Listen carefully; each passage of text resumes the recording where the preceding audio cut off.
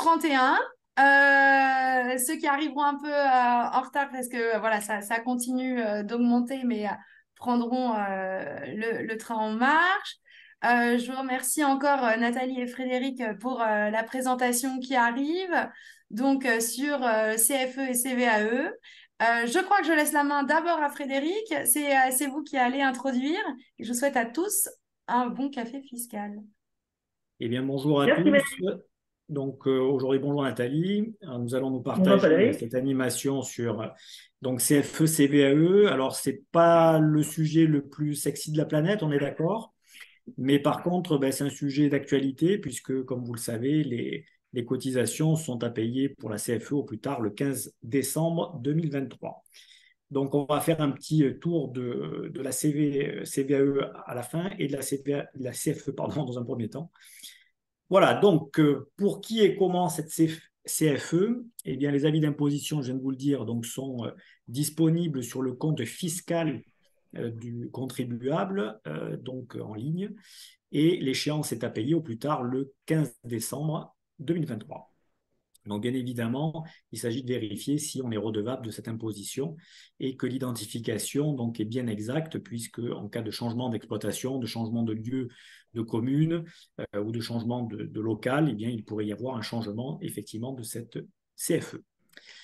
La CFE, elle est due donc dans chaque commune où l'entreprise dispose pour son activité professionnelle de ses locaux professionnels ou bien de terrain. Sur l'imprimé, donc l'avis d'imposition, pour un même local, les diverses cotisations figurent donc sur le même avis. Mais par contre, si les entreprises ont plusieurs locaux dans une même commune, eh bien, il y aura des avis distincts, donc locaux ou terrain, bien évidemment, et il y aura des avis distincts donc, pour chacun de ces locaux. Comment est calculée la CFE? Eh bien, la CFE, elle est basée sur la valeur locative des biens passibles d'une taxe foncière.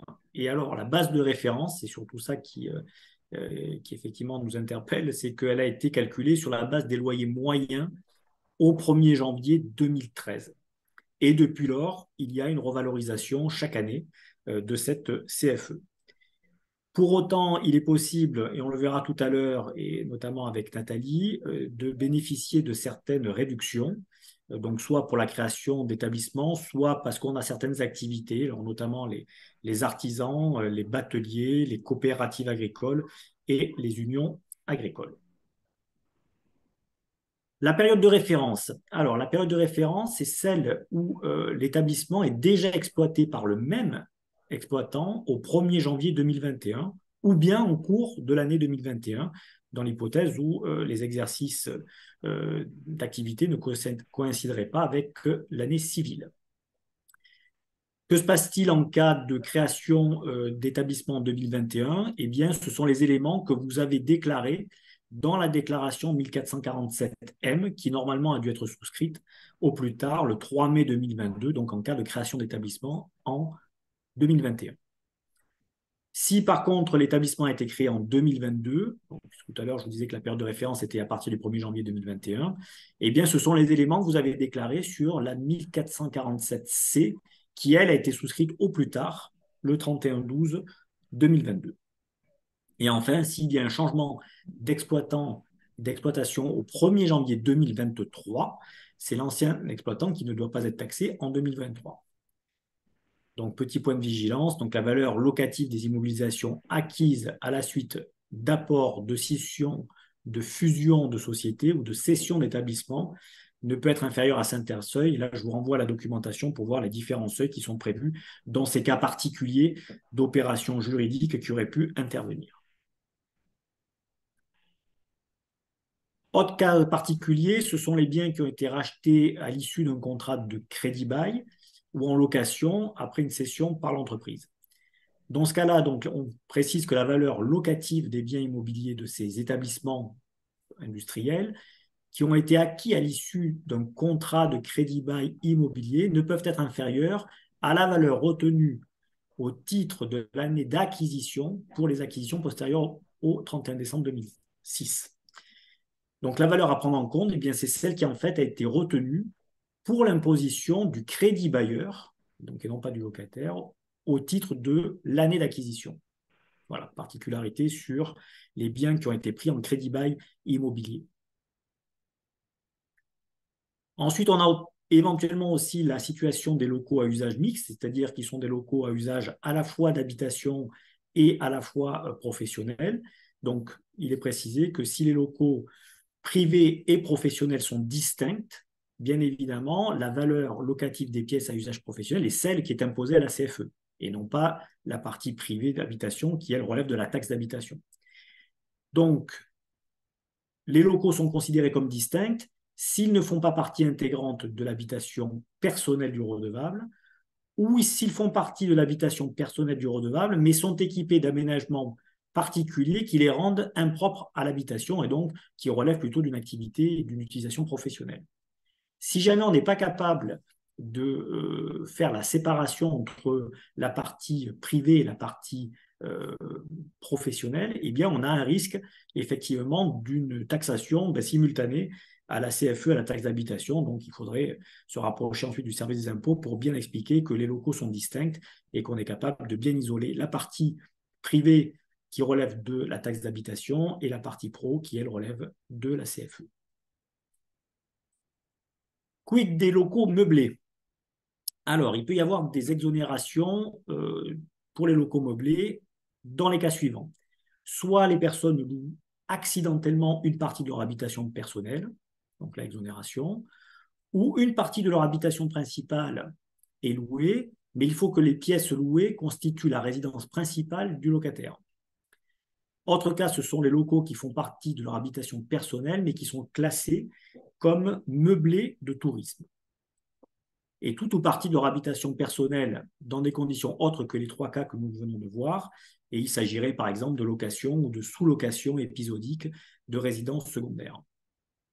Pour autant, ces exonérations elles ne sont pas acquises systématiquement, puisqu'en fait, c'est chaque collectivité qui peut, par délibération avant le 1er octobre de l'année précédant celle d'imposition, s'opposer à l'exonération pour la part de la CFE qui lui revient ou pour tout ou partie des locaux meublés de tourisme et ou meublés ordinaires. Donc, à bien regarder si effectivement dans la collectivité territoriale dont dépendent les locaux, il y a eu une décision de remise en cause de l'exonération par rapport au cas où les personnes pourraient en bénéficier, qui ont été évoqués juste avant. Pour les entreprises saisonnières, alors elles peuvent bénéficier d'une réduction qui est au prorata temporis de leur période d'activité ou d'inactivité.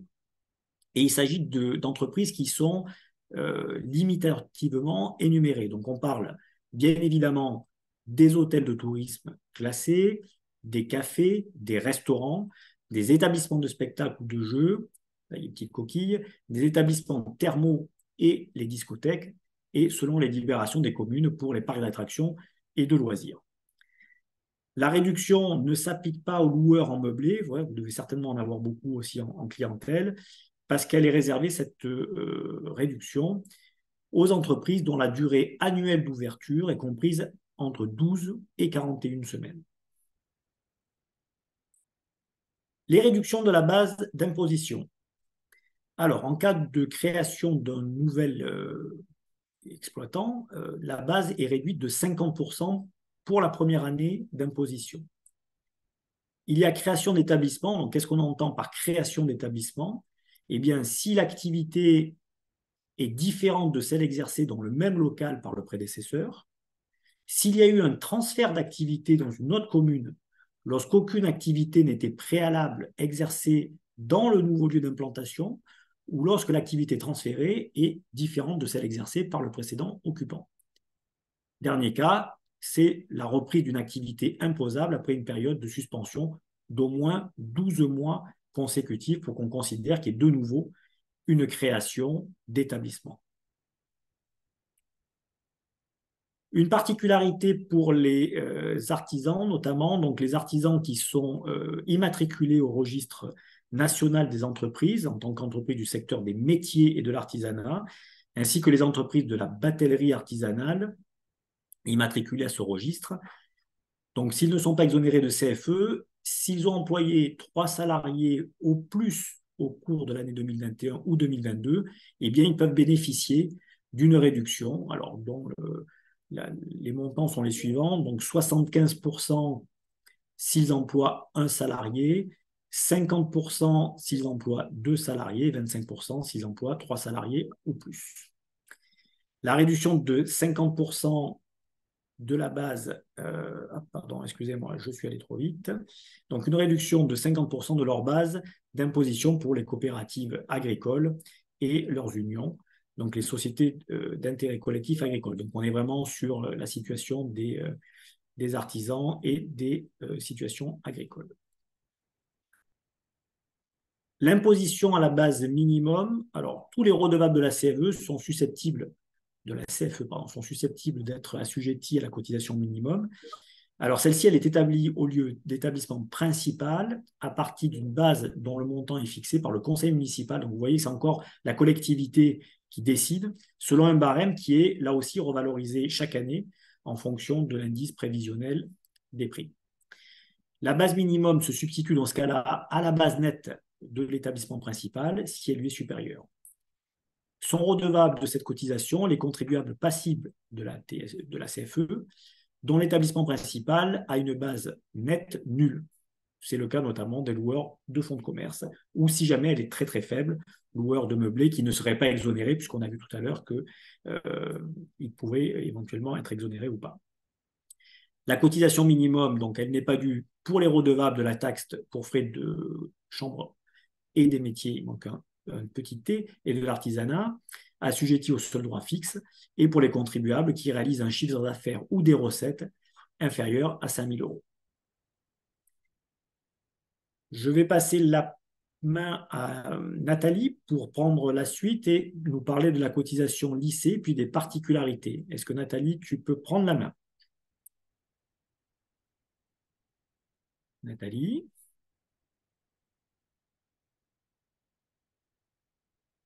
Le micro, Nathalie, le micro. Et par contre, je pense que Frédéric, vous allez devoir continuer à passer les Oui, slides. oui, mais je vais continuer à passer les Mettre, slides, mais voilà. je n'entends pas Nathalie. Alors ça y est, j'ai remis mon micro. Hein. Ah, voilà, ça peut être utile. Bah, je ne voulais pas te déranger, mon cher Frédéric. C'est gentil. Avant Alors, voilà, de... nous sommes donc à la cotisation lycée et tu prends la main et je te passe les diapos. Voilà. Alors, avant de passer sur la cotisation lycée, on avait une question d'une consoeur qui disait, j'ai le cas d'une avocate hébergée gracieusement. Alors, bon, dans un cabinet d'avocat qui a reçu une CFE de 1 300 euros qui est calculée sur la valeur locative globale. La question, elle devrait payer ou pas? Oui, elle doit forcément payer de la CFE parce que la CFE, c'est simplement le fait d'exister. Par contre, c'est peut-être éventuellement une cotisation minimum et c'est surtout qu'il y a forcément un contrat dans lequel il doit être dit, voilà, sur les, je ne sais pas, 300 mètres carrés de locaux, il y a 20 mètres carrés qui sont réservés à cet avocat. Et dans ce cas-là, je pense qu'il faut faire effectivement une demande à l'administration fiscale en disant, voilà, on limite un bureau et les calculs vont se refaire puisque la CFE totale ne peut pas excéder la somme des CFE, on va dire, individuelles. Donc, je pense qu'effectivement, il y a une réclamation à faire en vertu du contrat, même si c'est une sous-location gratuite.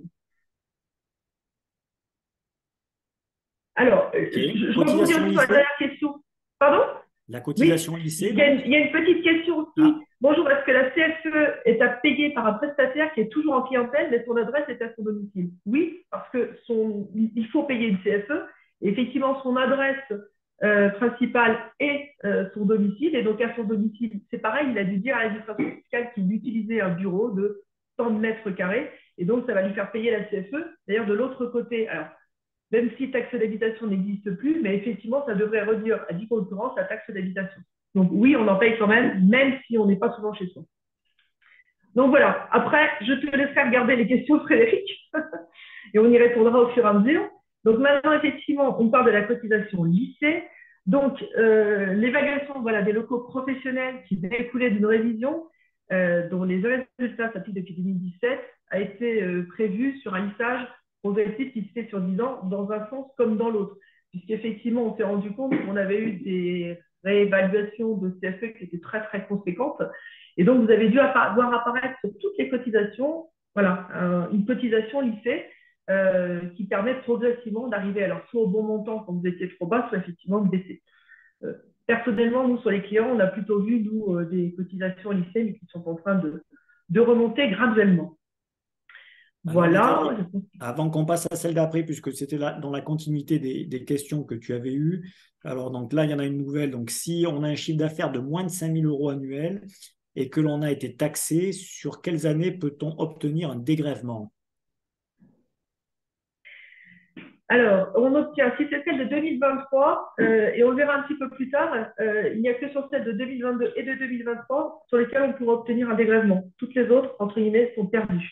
Alors, ce qui m'étonne, mais encore une fois, je vous laisserai juge sur vos CFE, c'est que généralement, ça c'est pourtant quelque chose qui est plutôt bien pris en compte et qu'on généralement n'a pas de souci. Mais faites attention, il y a quand même la cotisation minimum qui s'applique. OK. Une autre question. Si j'ai un siège et un établissement différents, est-ce que je paye 2 fois la CFE? Oui. Et oui, malheureusement, oui, à partir du moment où on paye une CFE par établissement. Donc, même si effectivement à votre domicile, vous avez qu'un tout petit bout de bureau qui fait 3 à 4 mètres carrés, on doit quand même en payer une. Effectivement, ça peut quand même être un minimum, hein. Euh, à titre d'exemple, effectivement, moi, au niveau de mon cabinet, je paye une CFE, mais je suis aussi commissaire aux comptes à titre personnel et j'en paye une, mais minimale, je dois payer 197 euros. Vous voyez, pour vous donner un ordre d'idée, c'est quand même pas trop violent parce que je fais quasiment pas de chiffre d'affaires. Donc voilà. Est-ce qu'on continue ou est-ce qu'il y a d'autres questions? Et autre question, donc on a une question, bonjour, un changement de forme juridique, entreprise individuelle, donc qui devient une société, peut-elle entraîner une augmentation de la CFE pour la même activité? Donc en fait, Normalement, non.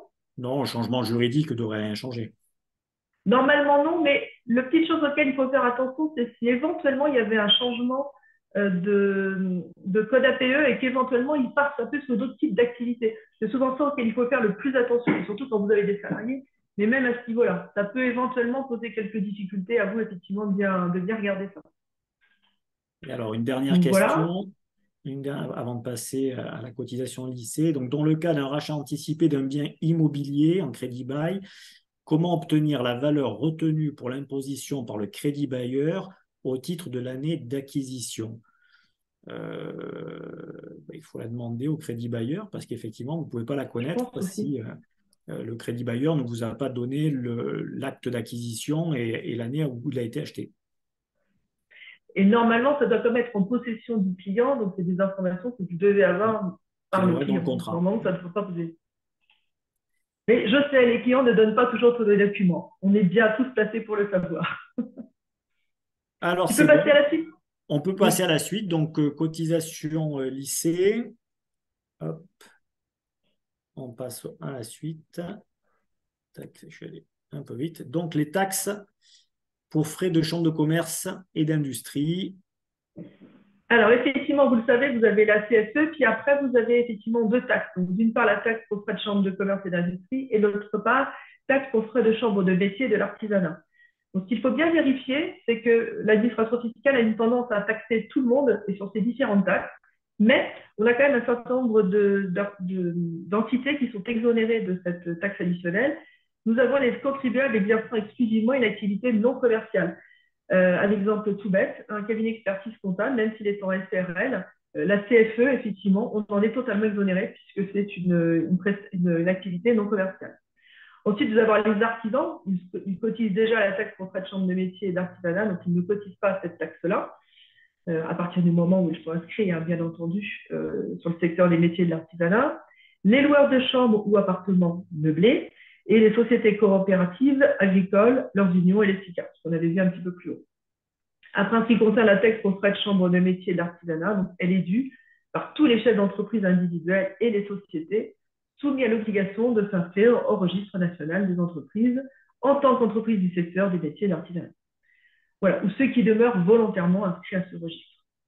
Alors, ce n'est pas des très très grosses taxes, mais on peut quand même y faire attention parce que ça peut représenter quelques montants et surtout si ça cumule sur plusieurs années. Voilà. Ensuite, qu'est-ce qui Alors, peut se ensuite, passer? est-ce que tu as de bonnes nouvelles? Est-ce qu'on pourra avoir des réductions de cotisation en Alors, 2020? je sais que c'est bientôt. Tu en as sauté une. J'en ai sauté Faut que une. tu remontes. Bon, hop. Oui. Alors, je sais que c'est bientôt le Père Noël, mais je n'ai pas le surnom de Mère Noël. Donc, non, malheureusement, je ne vais pas avoir plein de choses extraordinaires à vous dire. Mais plutôt, c'est toujours pareil. On a essayé de rechercher avec Frédéric des points d'attention. Voilà, vous pouvez effectivement avoir des réductions sur les cotisations de 2023. Voilà, il y a à peu près 3 types. Par exemple, il y a déjà le premier qui est le dégrèvement lié au plafonnement de la valeur ajoutée. Donc voilà, il faut vérifier que votre CET est bien inférieur ou égal à 1,625 de la valeur ajoutée. Autrement, vous avez le droit à un dégrèvement. N'oubliez pas que vous constatez cette situation, mais l'administration fiscale ne fait pas les calculs. Donc, c'est à vous de faire la demande et de demander le dégrèvement. Alors, généralement, bien entendu, le plus simple, c'est via impôt.gouv de votre client et la messagerie. Ensuite, on a le dégrèvement pour diminution des bases entre 2021, je rappelle 2021 qui est imposé en 2023, et 2022 imposé en 2024. Donc, ce dégrèvement peut être demandé dès 2023, mais on recommande d'attendre les chiffres de déficit de 2024. Vous savez que l'administration fiscale est parfois un petit peu tatillonne et sensible. Et si par hasard vous êtes trompé dans votre évaluation de 2024, ben, éventuellement, elle va vous coller des pénalités sur les différences entre vos chiffres et les siens. Donc, simplement, il va falloir y penser. Et par base, on est bien d'accord qu'il faut entendre l'ensemble de toutes les bases qui sont constituées par tous les établissements de l'entreprise. Après, vous avez le calcul du dégrèvement qui est attendu. Et puis après, il y a les derniers dégrèvements pour fermeture d'établissement sans cession ni transfert d'activité.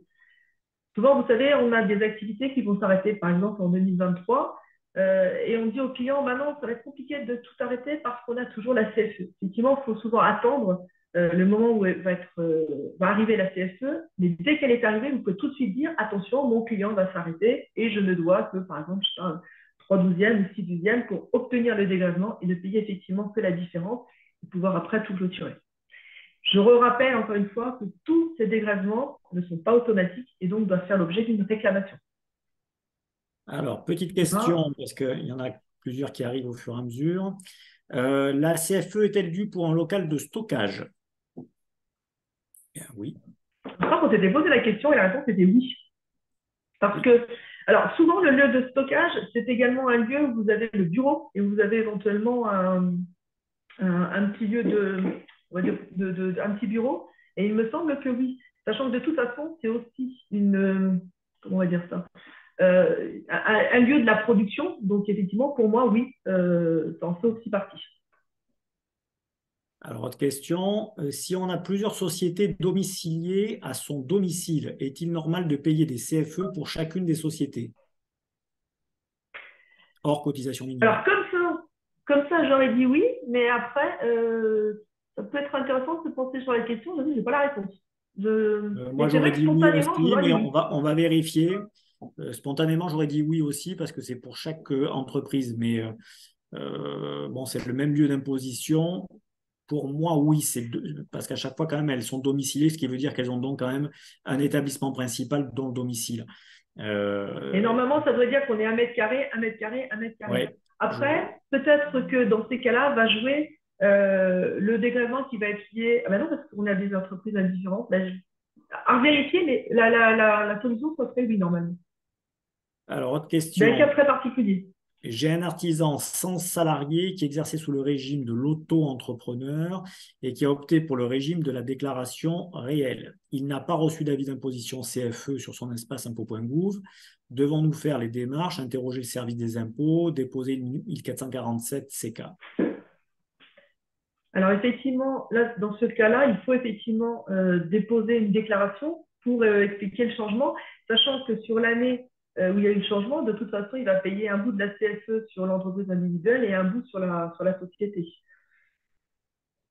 Okay. Ouais, voilà, faire la déclaration, normalement, ça doit être suffisant. Après, vous savez, de temps en temps, l'administration fiscale ne réagit pas, il ne va pas taxer. Bah, écoutez, c'est plutôt une bonne nouvelle. Mais au moins faire la déclaration qui explique bien qu'il y a eu un changement. Alors ensuite, on nous demande si le support sera disponible. Oui. Est-ce qu'il sera envoyé par mail? Alors non, on ne l'envoie pas par mail, mais il est disponible sur la plateforme. Donc ça, c'est Mélanie qui nous le dira à la fin pour pouvoir le récupérer. Je l'envoie par mail sur l'adresse qui a été renseignée sur le Google Form pour s'inscrire. Ah d'accord, donc c'est sur l'adresse mail des inscrits. Ouais. Ok, c'est bon. Donc voilà la réponse. Alors on a une question sur la valeur ajoutée, mais on va en parler après, puis sur la CVAE. Oui. Donc là aussi, ça concerne la CVAE. Est-ce que Est-ce que la la cotisation cotisation minimale peut minimum être... peut être Voilà. également Non. dégrevée? Non. Ben non, c'est minimum, sauf si on n'en relève pas, mais sinon, c'est la cotisation. Voilà. Mais non. Donc la réponse est non. Y a-t-il prescription pour le paiement d'une CFE année 2015, donc une CFE de Oui. 2015 qui n'aurait pas été payée? Ben, pour moi, oui, c'est prescription fiscale 3 ans. Alors ensuite, quelle est la procédure pour une demande de dégrèvement? Via impôt.gouv, le compte de votre client et la messagerie. Et jusqu'à quelle date pouvons-nous demander le dégrèvement? Donc en fait, je pense par Alors, rapport à normal, l'imposition d'une année donnée. là, ça doit être la prescription fiscale. Ce n'est pas la même chose que sur la base proprement dite de la CSE, où là, c'est juste jusqu'à l'année qui suit. Mais le dégrèvement, je pense qu'il faut aussi le demander là pour cette année ou plus tard jusqu'à l'année prochaine. C'est relativement court, hein, tout ce qui concerne la CSE. Ok, on va reprendre le cours, parce qu'il y a beaucoup de questions qui arrivent, mais on va reprendre le cours du déroulé. Donc, les particularités, on vient de les faire. On a donc, hop, si mon ordinateur veut bien passer. Voilà. Qu'est-ce qui se passe en cas de cession d'établissement en 2023? Donc voilà, on signalait bien, toujours, il faut toujours bien prévenir l'administration fiscale, hein, ça c'est un grand point. Donc il est très important que l'ancien exploitant adresse au service des impôts compétents une déclaration. Alors on vous précise même sur papier libre. Alors très honnêtement, sur papier libre, tu as bougé, peux-tu revenir? Voilà, sur papier libre, Et, indiquant. Alors toujours pareil, moi je pense qu'il vaut toujours mieux passer par le compte info.gouv, la messagerie de votre client. Au moins vous êtes sûr d'avoir une trace, que c'est été reçu, parce que j'ai envie d'accuse toujours réception. Et en plus, c'est vraiment pour le dossier du client. Donc, ça me semble beaucoup plus simple, qui précise effectivement une cession totale ou partielle d'activité. Et là, il précise également d'établir aussi une déclaration rectificative 1447M. Et ce, avant le 31 décembre 2023. Et là, il manque un petit 2.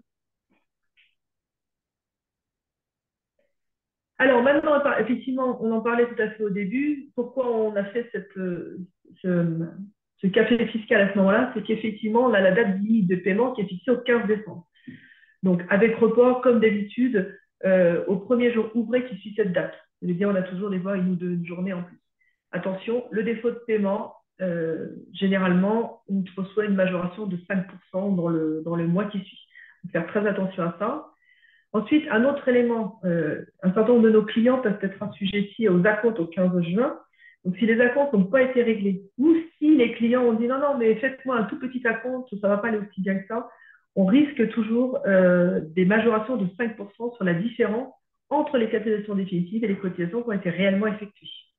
Donc, c'est à partir du moment où il va y avoir un écart de 20% entre ce qu'on a payé et le montant réel. Autre élément aussi, alors même si on a l'impression que ça a été dit et redit, mais l'obligation de paiement par télérèglement est obligatoire. Autrement, on a effectivement une majoration de 0,2%. Il y a certains clients qui voudraient encore pouvoir faire des virements ou des chèques. Non, non et non, c'est du télérèglement. Et puis alors après, deux petits conseils à donner effectivement à nos clients, c'est que pour éviter les oublis et donc les pénalités, bon, c'est pas grave, je vais suivre avec mon. Ah oui, voilà, ça fait revenu. Deux petits conseils. Le premier, c'est qu'on fait faire le prélèvement à l'échéance. Alors déjà, ça permet de bénéficier de 10 jours supplémentaires et surtout, on sait que tous les ans, on aura systématiquement ce prélèvement qui est mis en place. C'est-à-dire qu'on n'a plus à s'en préoccuper. Il faut s'en préoccuper en termes de trésorerie, mais plus en termes de paiement. Et puis la deuxième chose, c'est effectivement de mensualiser. Comme ça, effectivement, ça permet de répartir et de mieux gérer, et de mieux lisser et de mieux gérer sa trésorerie sur toute l'année. Et d'avoir des petites régularisations en fin d'exercice. Voilà. Ensuite, on va passer. Ah oui, paiement et réclamation. Donc, effectivement, toutes les réclamations en matière de CFE, on le disait, sont soumises aux mêmes règles que celles des autres impôts directs locaux. Et elles doivent donc être présentées au plus tard le 31 décembre de l'année qui suit. Donc, pour les rôles de cette année qui ont été émis avant le 31 décembre 2023, la réclamation peut être faite jusqu'au 31 décembre 2024. Alors, pourquoi on précise les rôles ont été émis avant le 31 décembre 2023? De temps en temps, et certaines personnes le disaient, on n'a pas les CFE en temps et heure. Et si c'est établi après le 31 décembre, du coup, c'est 2024, donc vous avez jusqu'au 31 décembre 2025 pour faire vos réclamations. Point très important, les réclamations ne sont pas suspensives. Donc, normalement, vous le savez que c'est comme n'importe quel impôt, il faut payer la contribution et après, on fait la demande de la réclamation. Il est effectivement possible de demander à surseoir dans la demande, mais sans garantie. Alors, j'ai envie de dire, c'est à double sens. C'est sans garantie d'obtenir effectivement un dégrèvement, mais attention, dans des cas où les sommes sont très conséquentes, l'administration fiscale peut vous demander une garantie bancaire ou n'importe quoi. En gros, d'avoir la conciliation de l'argent. Donc, il faut effectivement faire attention à ça pour pas que les clients s'imaginent qu'ils ne vont jamais rien payer. De fois, ils sont quand même obligés de payer pour pouvoir faire la demande et on voit après ce qui sera remboursé ou pas. Voilà pour ce point-là. À moins qu'il y ait des questions. Voilà. Ah, Alors, la on peut CVAE. regarder un peu les questions. Attends, avant de passer à la CVAE, parce qu'effectivement, c'est peut-être pas mal, oui. Les questions s'accumulent. Alors, hop, je remonte. Donc, procédure de demande d'agrément, on vient d'en parler. La date, on l'a dit également. Alors, en cas de cession d'une branche partielle d'activité en 2022, qui doit payer la CFE sur l'activité cédée en 2023? Attendez, j'ai pas compris la question. En cas de cession d'activité en 2022, cas de cession d'une branche partielle d'activité en 2022, qui doit payer la CFE sur l'activité cédée, donc en 2020, quand on est en 2023. Donc l'activité elle a été cédée en 2022, qui doit payer la CFE 2023 en clair? Eh ben, celui qui avait l'activité au 1er janvier 2023. 23. Donc le nouveau propriétaire de l'activité. Le nouveau propriétaire de l'exploitant. C'est ça. Hop, je continue. Peut-on demander un dégrèvement en cas de transfert d'activité dans un autre local? Oui, si effectivement il n'y a plus du tout d'activité dans le premier local et que voilà, toutes les déclarations ont été faites, il y aura effectivement qu'une partie de la CFE qui sera payée et après il y aura dans le nouveau local. Par contre, le nouveau local, il en paiera quand même puisque c'est une continuité de l'activité. Mais au prorata, normalement, il semble de prorata temporalité. Alors ensuite, les holdings sont-elles redevables de la CFE? À partir du moment où elles ont une activité. Oui. Alors,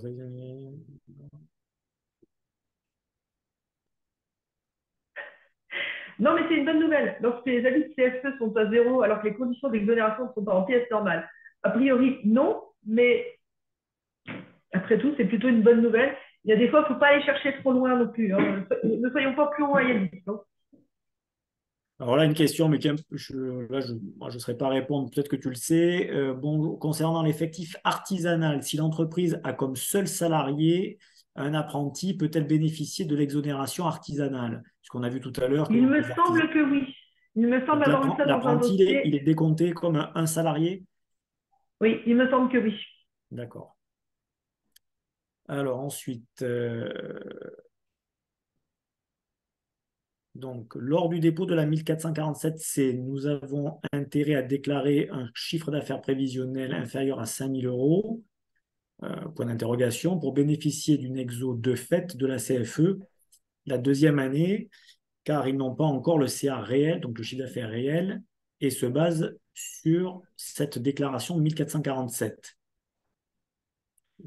Moi, je ne jouerais pas avec le feu, parce que là, honnêtement, vous faites une fausse déclaration, ça ne me semble pas être une bonne idée. Sachant que n'oubliez pas, on n'est pas à l'abri de toute façon, on n'est pas à l'abri du contrôle fiscal derrière et la reprise sur 3 ans. Hein. Voilà. Donc non, soyons honnêtes. Hein. Soyez honnêtes, il faut vraiment bien déclarer. Et attention, encore une fois, il faut faire aussi du prorata temporis quand vous faites votre 1447. Donc non, moi je ne ferai pas ce genre de choses. Et c'est vraiment pas, à mon avis, un conseil à donner. Je suis ton avis également. Alors, hop, j'essaie de rien parce qu'il y a beaucoup de questions. On a 43 questions. Alors, qu'advient-il de la CFE d'une société qui a été absorbée en 2023? Éventuellement, qu'en est-il du dégrèvement? Alors, donc là, on est dans le cas d'une fusion-absorption en 2023. Et de toute façon, la taxe, elle est due au 1er janvier. Donc, normalement, ça va être repris dans les bases de la, société absorbante. Certainement que la fusion sera avec un effet rétroactif au premier jour de l'exercice, au 1er janvier. Donc, le dégrèvement sera demandé sur la base des comptes de 2023. Et là, on avait une question juste au-dessus. Des clients ont créé le SCM. La SCM a reçu une oui, je l'ai CFE raté, assez celle-là. conséquente. Voilà. Et les avocates ont également reçu des CFE identiques aux années précédentes. Est-ce normal? Non. Et ça veut dire, encore une fois, que l'administration fiscale n'a pas été informée de la répartition éventuellement des locaux. Donc, je pense que c'est par rapport à ça Par qu'il faut défaut, elle a redire, comme je taxé tout l'avais le dit au monde. départ, voilà, redire, ben voilà, même voilà, ce qui est utilisé par alors, la CSCM et puis effectivement les avocats. Alors, toujours avec la SCM, justement, une SCM qui paye une CFE alors que les personnes qui exploitent les locaux payent également la Oui, CFE. Est-ce normal?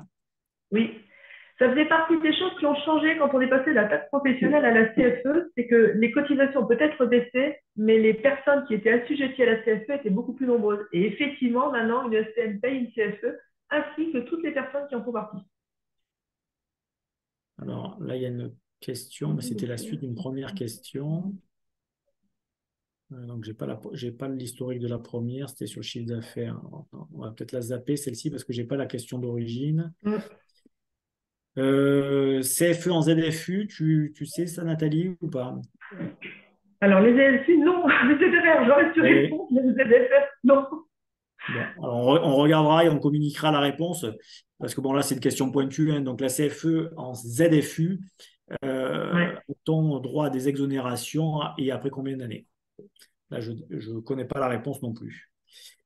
Pour la Euh, question qu'ici, je pense que c'est par rapport à ce que j'ai dit tout à l'heure. Je n'ai pas dit que les cabinets comptables ne payaient pas de CFE, mais ne payaient pas de cotisations additionnelles de taxes de chambre de commerce. Commerce et C'est tout. Mais d'industrie. je vous rassure, nous payons de la Oui, la CFE CFE, comme tout le oui. monde. On est bien d'accord. Pour la demande de dégrèvement de CFE pour cessation d'activité d'une SARL, se fait-elle à la date de dissolution ou à la date de liquidation? Eh bien, je crains que malheureusement, ça soit la date de liquidation. Parce que même s'il n'y a plus d'activité, elle perdure et il me semble que la CFE Oui, est toujours due.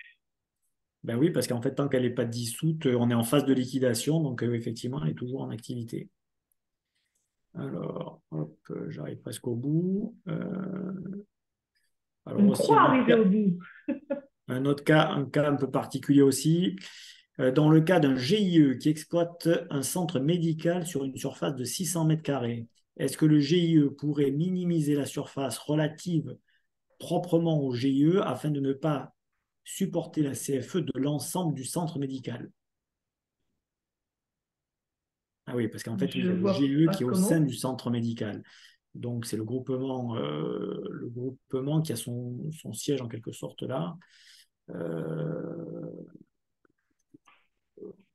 Là, ben, il je ne faudrait sais peut-être dans la pas. 1447, lorsque ça a été déclaré, signaler la superficie qui est occupée, non? Hmm. Je pense, hein. Je pense que c'est toujours un peu la même chose, hein. Ouais. Euh, alors,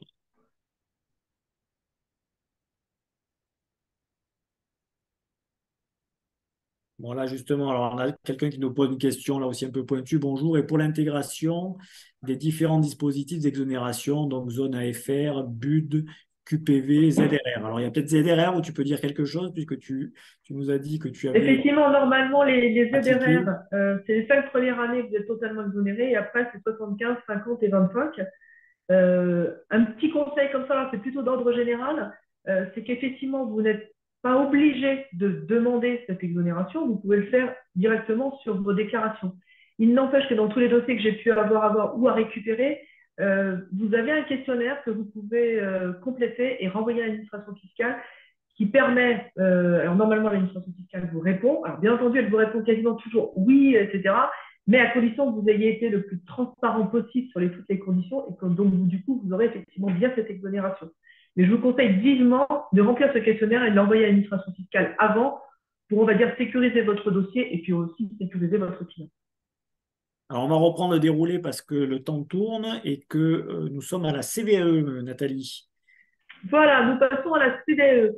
Alors, je suis bien désolée puisqu'on parlait de Papa Noël, mais la CVAE, vous savez, on va le dire un peu plus tard, elle existe toujours.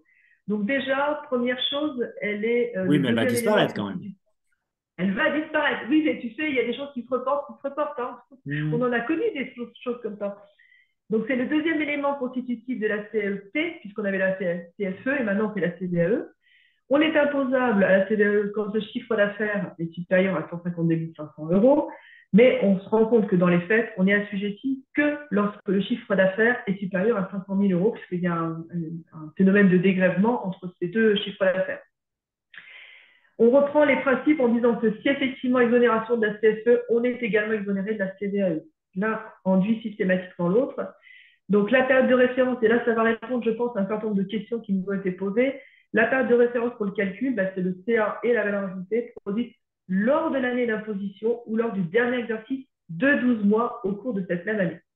Alors, particularité liée à la période d'imposition, puisque on peut avoir un exercice qui a une durée de plus ou moins 12 mois, où aucun exercice n'a été clôturé, et dans ces cas-là, et si plusieurs exercices clôturés, à proratiser pour obtenir une année pleine. Donc, l'assiette qui est prise en compte pour le calcul de la CVAE, c'est bien le CA et la VA produits au cours de la période de référence. Là, on n'a pas à le reproratiser, hein, attention. Ce n'est pas comme effectivement la particularité liée à la période d'imposition où là, il faut reproratiser pour voir si on dépasse ou pas les seuils.